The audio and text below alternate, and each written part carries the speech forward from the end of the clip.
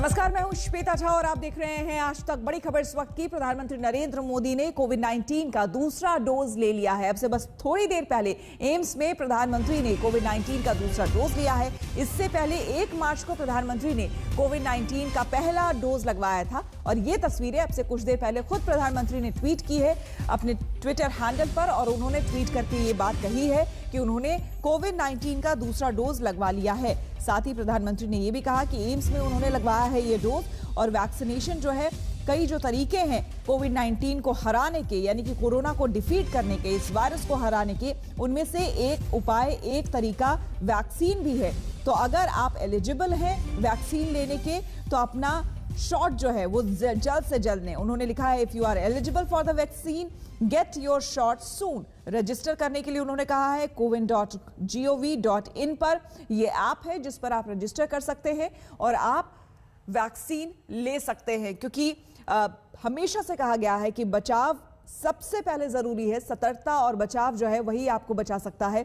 और ऐसे में प्रधानमंत्री लोगों को प्रेरित करते हुए, इससे पहले भी जब उन्होंने अपना पहला डोज लिया था उस वक्त की भी तस्वीरें आपको हम दिखा रहे हैं। डॉक्टर गुलेरिया जो कि निदेशक है वहां के, वो भी उस वक्त वहां पर मौजूद थे।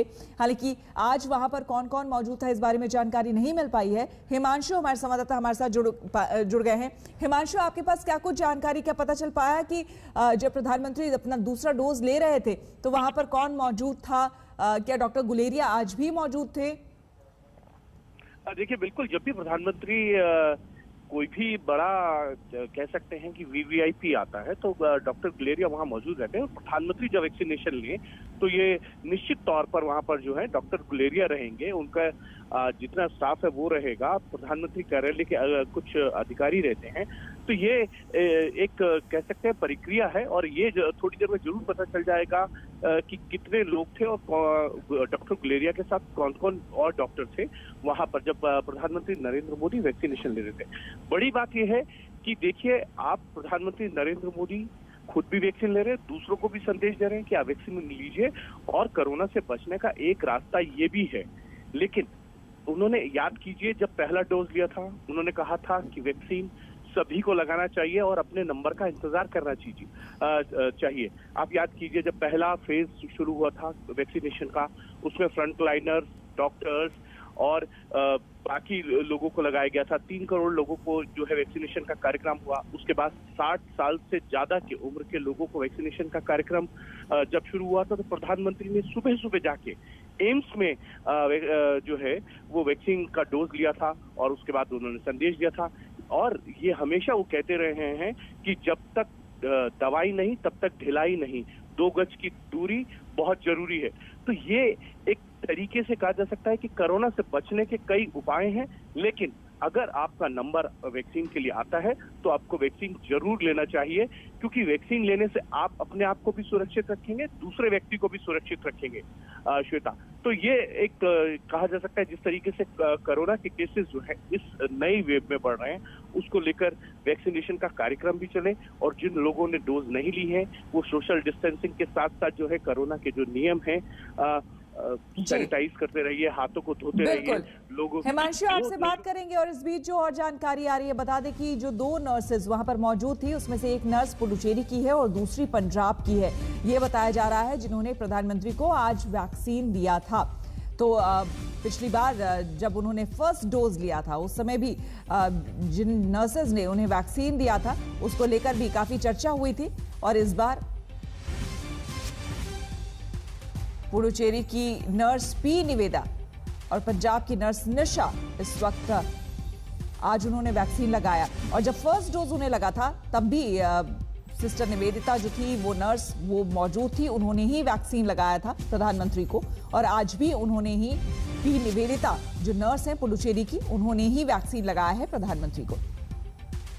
तो 2 तस्वीरें आपको हम दिखा रहे हैं। और अब जो तस्वीरें हम देख पा रहे हैं हिमांशु, जो पहला डोज जब प्रधानमंत्री ने लगाया था उस वक्त भी उन्होंने जो गमछा ओढ़ रखा था, ले रखा था, तो उन्होंने वो असम का वो गमछा उसे कहते हैं, और आज भी जो है वो असम का ही वो नजर आ रहा है, जो जिस तरह की उसमें कढ़ाई है, जिस तरह का उसमें काम किया हुआ है।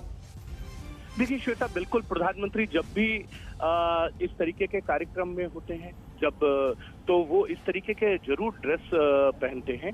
और जब उन्होंने पिछली बार जब वैक्सीन लिया था, वैक्सीन का डोज लिया था, तब बहुत से लोगों ने उस पर राजनीति टिप्पणियां कर रही थी कि कौन सी नर्स है, वो पुडुचेरी की हैं, एक केरल से हैं। तो ये जरूर है, अगर हम देखा जाए तो जितनी नर्सेज हैं भारत में, उनमें बहुत ज्यादा संख्या केरल की और तमिलनाडु की नर्सेज की है। तो उसको लेकर सवाल उठाए गए थे, गमछे को लेकर सवाल उठाया गया था कि ये चुनाव है और इसीलिए गमछा पहना गया है। तो आज उन्होंने इसका जवाब भी दे दिया। असली गमछा आज भी है, जब चुनाव वहां खत्म हो गए हैं, और पुडुचेरी की जो नविदिता नर्स है वो अभी भी है, क्योंकि चुनाव पुडुचेरी में भी खत्म हो गया है। पंजाब की निशा शर्मा जो नर्स है वो है। तो ये जरूर है कि जिनकी ड्यूटी है वो अपनी ड्यूटी निभा रहे हैं, लेकिन इसका चुनाव से कोई लेना देना नहीं है।